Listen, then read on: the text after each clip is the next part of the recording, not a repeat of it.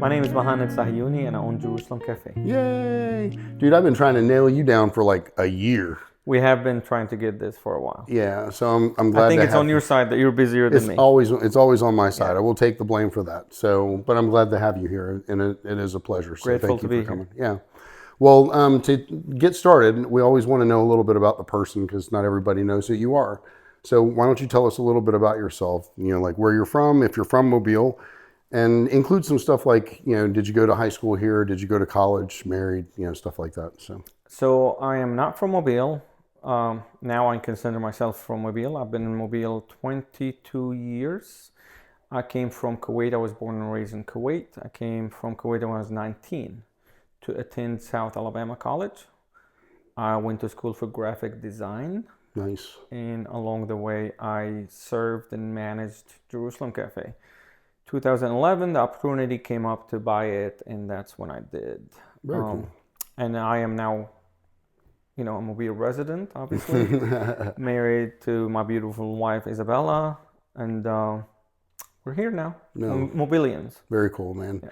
No, I didn't know that about the graphic design, I don't think. I know we share some other Yeah. similarities as far as interest in hobbies. I have a lot of art interest in my life. Yeah, no, that's very cool. Now, go back to your first job. Were there any lessons that you still remember from that? Or, people get tired of hearing me say, but I oftentimes remember like my very first job was in a bagel bakery. And I worked with some Navy guys and they knew the proper way to mop a floor. Okay. Right. And so I think oftentimes we forget that, there are workforce development things that are in play even in our lives that we carry through the rest of our life with us. Right. And so, anything that you remember from your first job that was kind of like, oh, like I learned something new or, that you still kind of hold to you. Correct. So my first job was me working for my uncle for a clothing store that was at the Biller Mall years ago. And I think I learned a lot there of how he ran his business. He was there every day, just like I am now. He's hands-on. He talked to every guest. He knew their names. But that really didn't take it into the restaurant world. My second job was Jerusalem Cafe. Oh, wow. And I was in the kitchen to start and then a server. But I really think my guidance or my biggest perfection to this, I'm not perfect, but Sure. it came from the management that I had at Zia's, because I also served at Zia's for 3 or 4 years.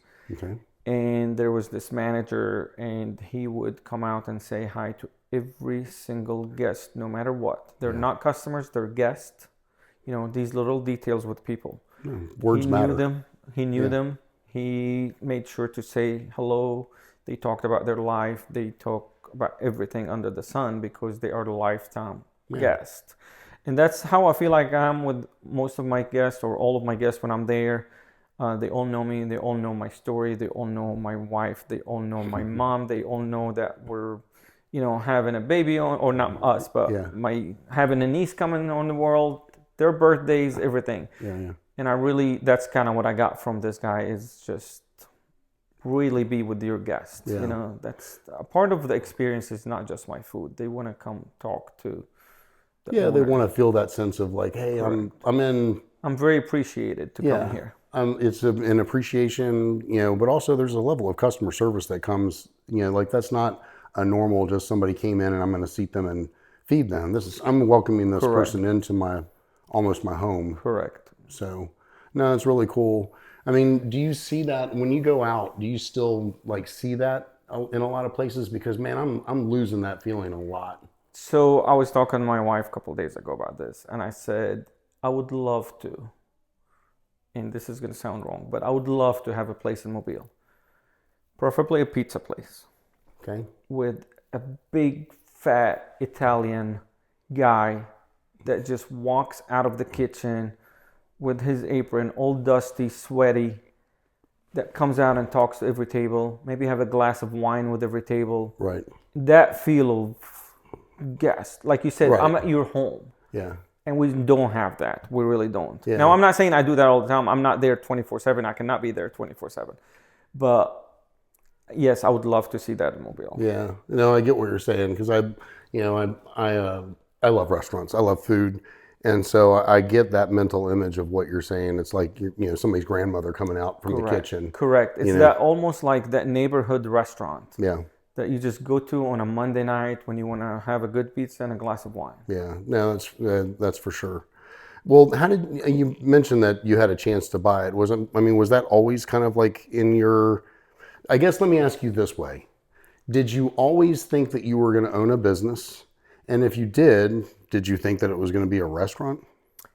Own a business, yes. I've always just looked up to anyone I knew that was an entrepreneur.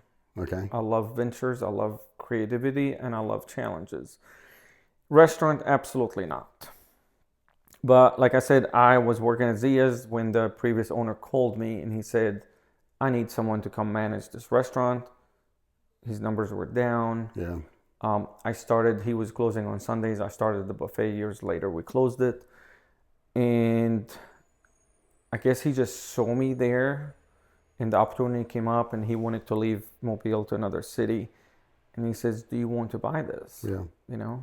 And I was like, yeah, I think Opportunity so. And it was knocked. just kind of a very perfect glove fitting because he walks out one day. I walked in the next day as the owner. People already knew me. I was his manager. I did everything. I did the payroll. I did everything that I do now as the owner. So I was pretty much the owner. He was still there. So it was very easy transition. And so looking back now, and that's not to say that you wish that it would necessarily change because it makes you who you No, are. no, absolutely But not. knowing what you know now, would you go into food services? Because man, I got to tell you, you guys that own restaurants are a special breed. I mean, it is a very difficult industry, and so Again, I don't know if I'll go back into it. As Mount, I mean, it just made me who I am. yeah, I hear this all the time. People like, hey, someone like you could do anything. If you can deal with restaurants and employees and people, you can do anything. yeah, So, yeah, I mean, it taught me who I am and it made me this person who I am. And for the most part, yeah, I truly love it. yeah. I You mean, kind of every job has its you get addicted to bad days. the pace. But the That rush is yeah, amazing, yeah. when you see everyone there happy and you just have a full restaurant and, especially when nothing goes wrong that day and it's a legit perfection of a day. Yeah, It's nice. yeah, yeah. Because it is something that is so rare. Correct. Right. Yeah, and I think that's what gets me is that people in that industry is like, man, if a service goes great, it's like that's amazing because they don't go great. Correct. I mean, So you're dealing with a lot of people. You're dealing with your employees, which are human, and you're dealing with the other guests that are human. right. And I'm not gonna lie, not every meal that's gonna go out is gonna be absolutely perfect. Yeah. Yeah. But we try our best. Right. We had a lady the other day. We totally forgot her food. Oh, no. The whole It table happens. got food, and she just Yeah. never got anything. Yeah. And I went out there and talked to her, and they were people that come in here to get their kid in South Alabama. They were from Tuscaloosa. They said, we do not mind at all. The food was so great that we don't care that I didn't get food for another 30 minutes. Yeah. I offered to buy everything for the table. They refused. They said, you're a small business. You're not doing that. And that just Yeah. are the things that gives you this appreciation It's how you of what reacted you to do. it. Yeah, yeah. Someone else could have just cussed me out and went and bad a review. And what most people don't know, we're a small restaurant or a small business in general. Mm-hmm. That one bad reviewer, people are going to read that. They're not going to read my 700 5 stars. Mm-hmm. They're only going to read the 1 star. And that's what I do. I scroll down to the bad things, but we're not a chain. We don't have the numbers that, whatever, we don't care for you. You give me a 1 star, don't come back. No, I need that one person to come back, Yeah. have a better, experience and have a better review. Yeah, for sure. Now, if you were talking to someone that wanted to get started in running their own business, what's the one bit of wisdom that you would impart to them? A lot, but I think you are only as good as your employees are with you around you. Yeah. That's hard to come by now, but it is it really is, you need a team. Mm-hmm. You can't do something by yourself. You need a very good team around you. Um, I think that's probably number one. Yeah. Just be involved, you know? It's, you know, it's amazing to me. I didn't realize, you know, I did this podcast for a couple of years and sat here listening to people over and over and over again say that people were the best part and the worst part Correct. of owning a business. And I didn't really realize, or I didn't kind of grasp that until we started, you know, growing Bluefish, and we're now, you know, back down to just me and Tad. But you know, when we started growing Bluefish, and I started having to manage more people and bring more work in, and the number of people that we were interacting with on a daily basis was growing. It was just, man, it was just, you know, it was nonsense in so many words. And so, you know, it's interesting to me how that perspective changes depending on where you are with your business, you know. But what motivates you? Challenges, I believe, mostly challenges.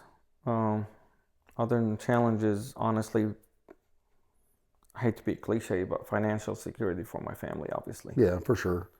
I know you That's well that's enough why to we know it's all not money, work. but Yeah, you it's not money, money. but It's money is required to make the world go round. So, correct. It's yeah, not just the aspect of money. It's the security that money brings you. yeah, yeah, And I mean, you know, I'm not rich by no means. It's just the fact that we're able to do stuff when we want to do stuff, and it's just the security of it, the feel. It's yeah, not the number. It's a feel. I don't know yeah. what it is, but yeah, challenges, providing for my family is biggest motivation. No. And are there any books, podcasts, people, or organizations that have been helpful in moving you forward? And you don't have to go through all of them. Just, you know, is there a standout there that you're like, man, So this this is gonna was make me sound absolutely stupid, but I've never read a book in my life. I've tried, okay? and I bought a book. My wife keeps laughing at me. She threw it out 4 times maybe, and then I bought it on a Kindle, and I only go through the first page. It is called The Power of the Subconscious Mind. Okay. Never read it. I cannot sit down and read, and I think that's why I love this restaurant thing, because I don't sit down. It's Right. not a desk. I'm on the grill. I'm here. I'm doing something. I'm buying stuff for it. You know, um, groups locally. I mean, Mobile is very good about this, just like what you're doing for Mobile. Yeah. You know, you're investing your own time to get all these businesses out there. You Yeah. know, you're not getting anything out of this, No. but you're helping people. I get you education for sure. Correct. Yeah. You're absolutely helping people get their word out, or their whether a struggle or success. You are helping a lot of people. Yeah. I was a part of the Fuse project. That I learned a few things there, but I think just my learning comes from other entrepreneurs that I know, that Yeah. I keep around me. Almost all my friends, own some sort of business, Yeah.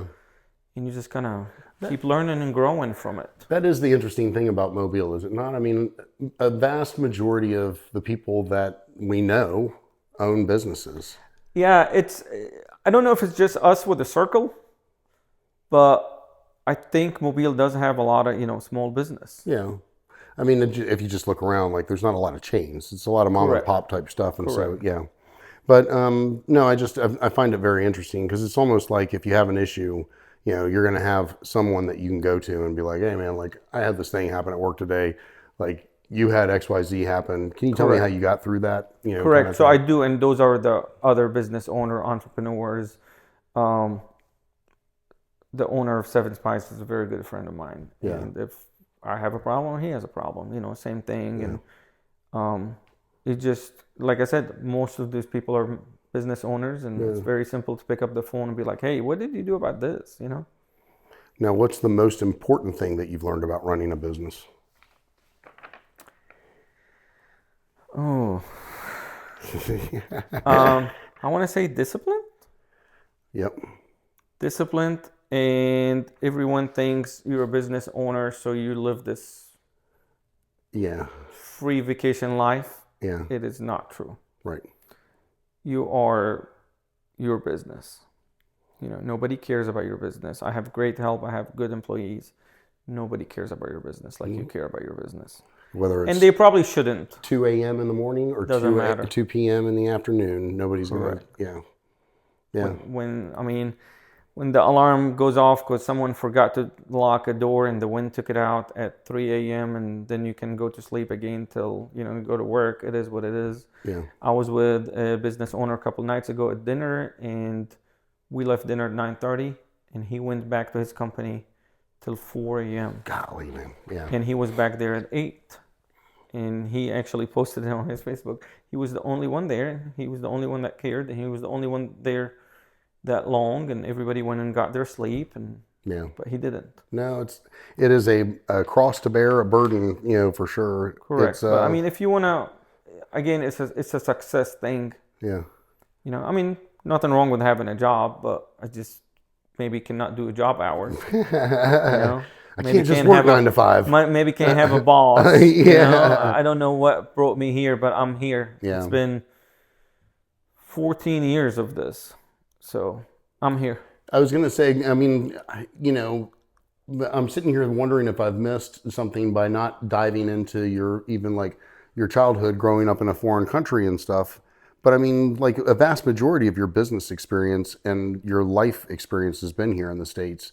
As an adult. As far as forming what it is. Correct. Were your parents entrepreneurs? No. No, so they have jobs as well? Jobs. Okay.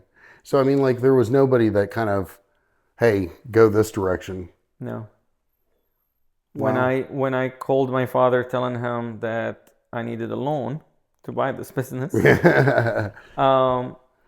he hesitated and he said, what would you do with this? He said, I thought I sent you to college. Right. I said, well, college is not working out for me. It just it wasn't, it just wasn't my thing. I didn't know what I'll go do with it, or what will I use my degree for. And I knew that I wanted that challenge of owning a business and being on my own. Interesting.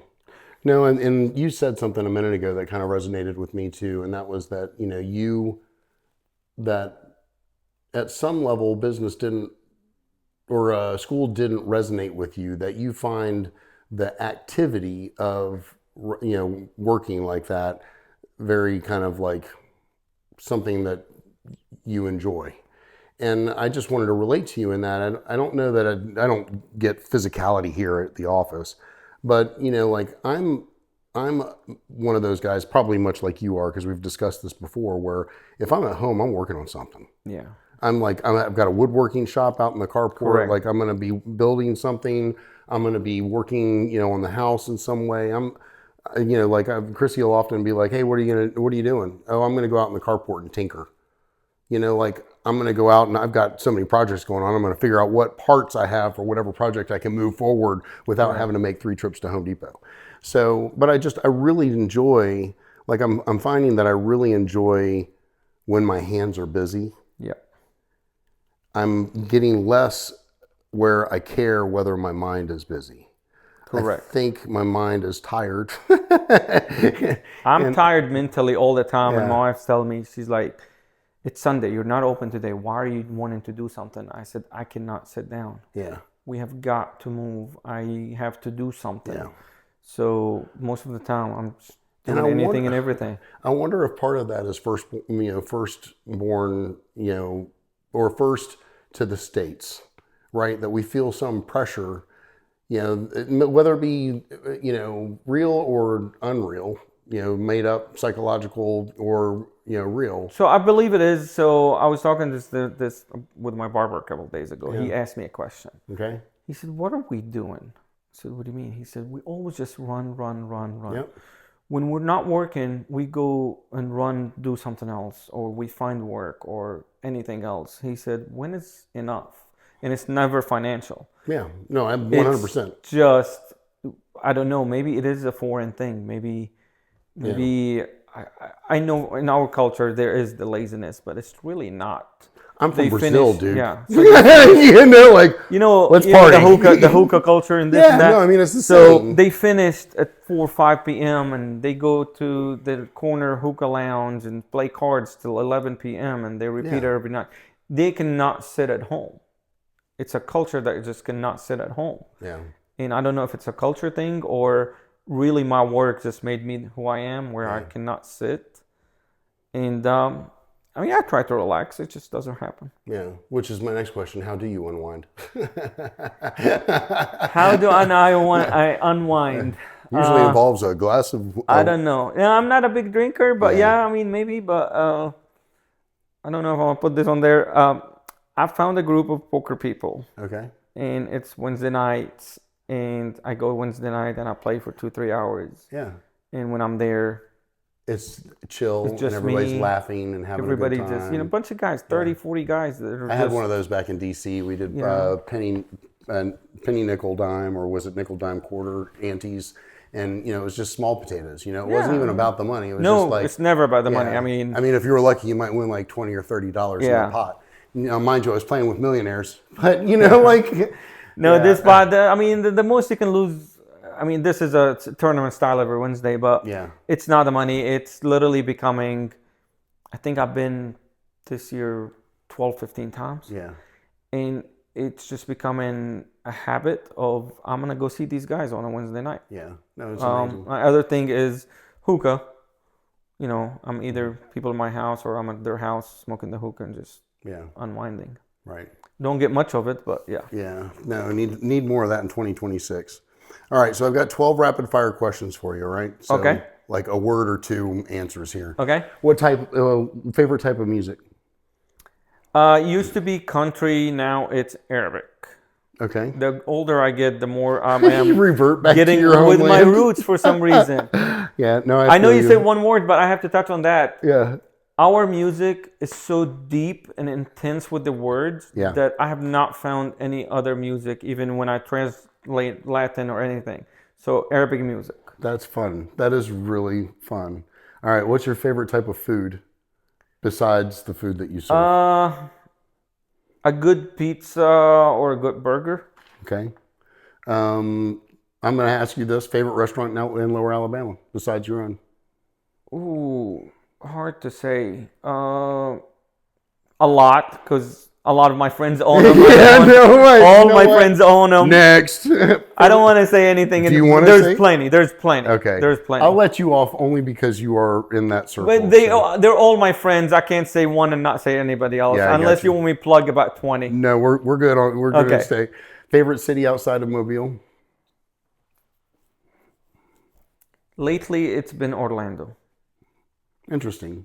What are you finding in, or just One of my very good buddies moved there. Okay. And we've been going there to visit, and the culture. So many cultures all in one. Yeah, Orlando's So many. huge with the Brazilian population too. They love to. I mean, any other corner, there's any kind of food, any kind of ethnicity, any kind of nightlife. It's all there, and it's really interesting. No, it's cool.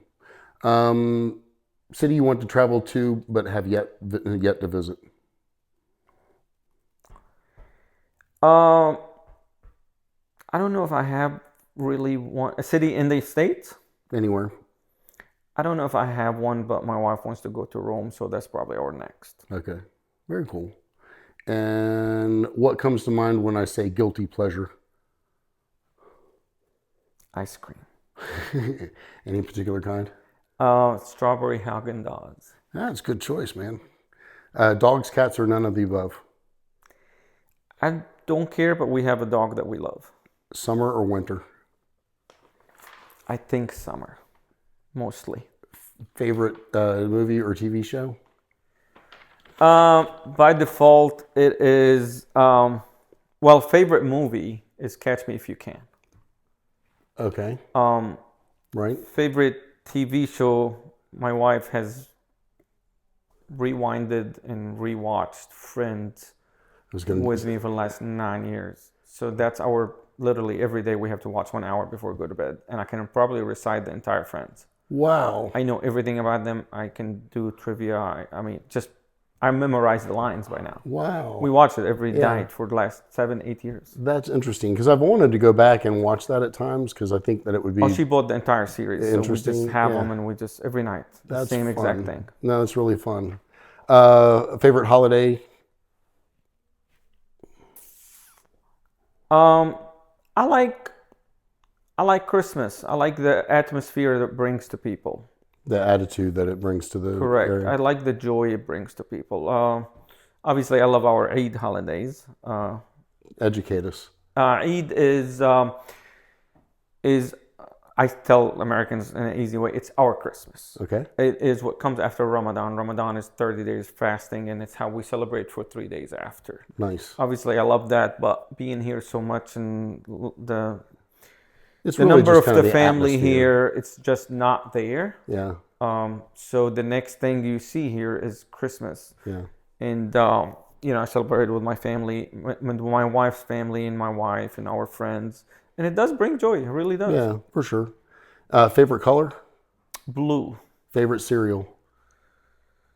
I don't have a favorite one, but fruity. A lot of sugar and fruity, so Fruit Loops. Fruit Loops type thing? Yeah. And this one is not a rapid fire, but what are you most thankful for? I'm thankful for a lot. I probably don't say it enough, but I'm thankful for a lot. I'm thankful for my business. I am thankful for my family, friends that are real close around me, and my wife. She keeps you sane is what she keeps you, brother. She keeps me. When I say I'm not doing enough or I'm not succeeding enough or whenever or when I'm down, she just says, see what you have and don't see what you failed on. Yeah. She told something went south yesterday, and she told me that yesterday. She's like, "But you have so much going on. That one thing went south. It's not a big deal." I can't. I mean, just the power of a good woman in a man's life is so absolutely incredible. It's not even funny. Yes. They'll speak confidence into you when there is none. When you're like, "I'm done. I'm just done." And they will speak peace into you when there is none either. And so, because we have a tendency to beat ourselves up. Fortunately, I have, Absolutely. I know you have a good one and I've got a good one too. So, Just like yesterday, she doesn't love this whole Wednesday thing. It's just like any other woman. She's not going to love you leaving every Wednesday. yeah. But yesterday, I had a rough day and I was like, I'm going to go to my Wednesday because that's going to be my thing, Yeah. And she said, okay, have fun. I was like, do you not want me to go? She's like, no, I want you to go. Go have fun. Yeah. I know she didn't want me to go, but she also knows that it's good for you. It's good for me. Yeah. So just things that she has put up with. Yeah. I'm thankful for that. No, it's awesome, man. But everybody around me, and I've created a lot of friendships in Mobile. Just on a different note, you are an artist, and you work in different mediums. But I know some, but maybe I don't know them all. So what do you like to play around with when you do that kind of stuff? I wouldn't say I'm an artist. I do paintings for around the house or friends that ask. I've seen them. He is an artist. They're not the greatest. I have, just like you, build a lot of stuff of wood. I love that. I think you were a lot more involved than I did. Brother, I jumped head first. I'll tell you, go back to the challenge. I love the challenge. I just built my entire outdoor kitchen with no help of anybody. Could I have paid someone? Absolutely. Yeah. But it would have not given me the same satisfaction. Yeah. And it gave me the time to go do something when I don't have anything to do like that. It took me a year. Yeah. But I did it. It's beautiful. When people come, I brag about it. But just today I was with someone and he said, hey, I'm moving to a large house and I've seen your painting because he's been to my house. Mm-hmm. He said, and I want one. No, that's he cool. said, I want you to make me a large one. I said, done. That's awesome. So give me the color combination and we'll do one. No, I relate to what you're saying because it's taken me quite some time. But today I'm going home to put the final arm on a love seat. Okay. That I built for our outdoor patio because I've built 3 chaise lounges. I saw those. A grilling station, 2 love seats, and 2 chairs, and some other stuff too. Still got a few pieces to go, but just the feeling of it is amazing. I'm bettering myself in a skill that I wouldn't necessarily use any other way. I have now furniture that's amazing that would have cost me tens of thousands of dollars, and so it's funny. Some people have seen my stuff that I built, little things. Yeah. I built my wife's desk. I built a nook and a breakfast, and people some people have came to my house and said, "Why are you being cheap?" And I said, "It's not the cheap. It's not the cost. No. But this is going to be something that I made that's custom, that's one of a kind, You can't buy this that stuff anymore. I invested my hobby in. Yeah. You know, it's my hobby. I literally- like building. I like a challenge. Yeah. I had no vision whatsoever when I started my outdoor kitchen. And my wife was like, "Do you know what you're doing?" I said, "Absolutely not." But I put one piece and then I just, Yep. I don't know what I was doing. I still don't know what I'm doing, but Right. I thought, amazing job. And I have a sink, fridge, grills, Yeah. drawers, and it's very satisfactory that I did that. You know? It's a shame that somebody said, "Why are you being?" Because I'm They of did. the mindset They walked in my house and they said that. You can't buy this stuff anymore. That's what I said. This is one of a kind. You literally, no one has this. Right. Yeah. You know, I mean, but that's the thing. They think it's cheap. I made my wife a desk when she worked from home, probably smaller than this, but it's higher. It's a desk, computer desk, Yeah. out of resin, and I showed it to you. I think Yes, the you wood did. and everything. Oh, you're so cheap. That thing cost me maybe over $4,000 Okay. in just resin and legs. as a timeout for those of you that may not be familiar, with resin. resin is expensive like a So don't come tell me that I'm being cheap. No. But I wanted a one of a kind piece. It's not perfect. I probably had $3,000 or $4,000 invested in the table that you saw that I made. And so no, it's not a matter of being cheap. No, absolutely. I think in everything that I do that I'm craving that satisfaction Correct. of achieving something and doing something that I didn't know how to do before. Seeing the final And when result of something. And when I'm not working on something where I'm learning something, then I have a difficult time. If it's something that I've already done before, I don't want to do it again. I don't even want to watch movies again. I've already watched it once. I've perfected that. I don't want to do it again. Yeah, I try not to watch movies. Yeah. So it's really kind of it's odd, but no. I think you showed me your resin work before I did the table, and it was kind of inspirational to me. I hadn't dove into it as much, and quite honestly, when I started diving into it, I got scared because I mean I was doing a thick pour, which you know is a lot more involved. And I was doing it in a non-controlled environment. I was trying to do it out in my carport, which is ultimately I did that. That's a mistake that I wish I could have taken back. I wish I had done a climate-controlled environment, but yeah, I mean but there's one of those things where it's like, hey man, here's $3,000 worth of product. I don't know what I'm doing. Correct.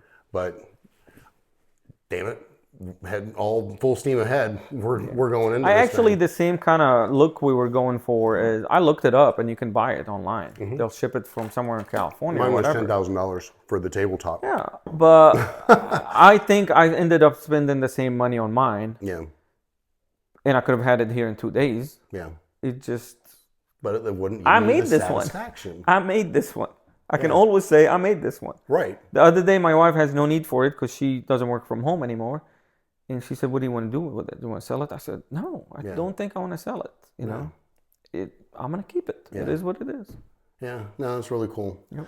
Well, I want to thank you for coming on the podcast. Thank Wrap you. up any final thoughts or comments you'd like to share? Anything we didn't go over? No, you did a great job. Thank you for having me.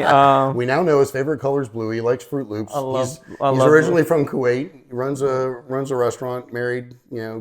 So yeah. Anyway. Married from Coleman. So we're not gonna get her to. Yeah, that's we could do a whole nother show. No, we're not gonna do that. We're not gonna do but that. But I had to plug Coleman, Alabama. Yeah, there you go. Well, I appreciate your willingness to sit with me and share your Absolutely. journey as a business owner and entrepreneur. It's been great talking with you, man. Thank you for having me.